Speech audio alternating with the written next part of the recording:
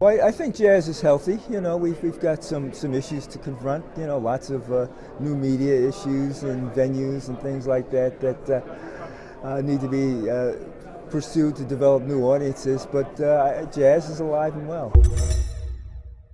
Streaming is there, and it's there to stay. We get some revenue, but it's not a lot, as we know. So we have to find ways to make it work and, you know, be better in selling at concerts, which I think is the most important part nowadays, and make sure that the records are available because our consumer wants to buy CDs.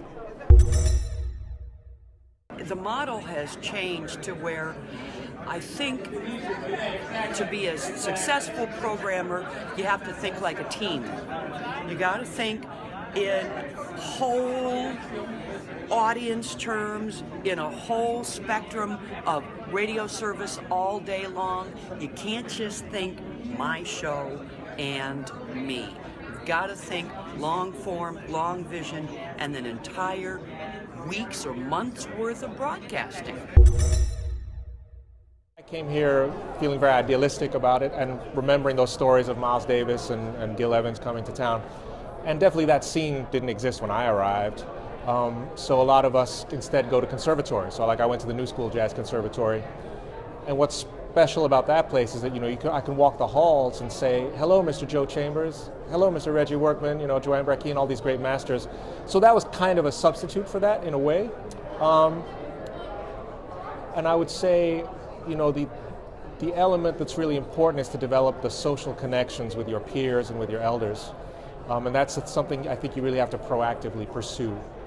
And if you do that and, you know, you make a good impression musically, then, you know, you have a chance to do some interesting things when you're here. One of the things that hasn't changed and continues to be very vexing for artists, not just artists who are unknown, but artists who are on major labels that don't have agency representation. Because if you don't have agency representation, getting a quality gig is very, very difficult. Or being part of something that's larger. You know, career planning, strategic planning it's something that eludes a lot of great artists who should be working more. Because the gigs are out there. They're out there in a lot of different ways, not just in a club or at a college or in a performing arts center. There's just a lot of opportunities. There's more festivals now than ever before. But artists don't have access to those networks, generally without an agent.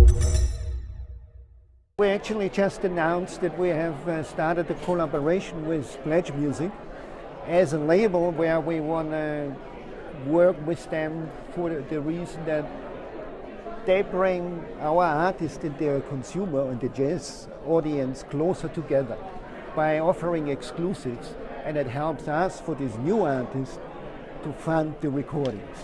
So we have to work in the realities of the economy, you know. And this is one, and I think it's an interesting one. It will help us, I think, in making us continue to record these young artists.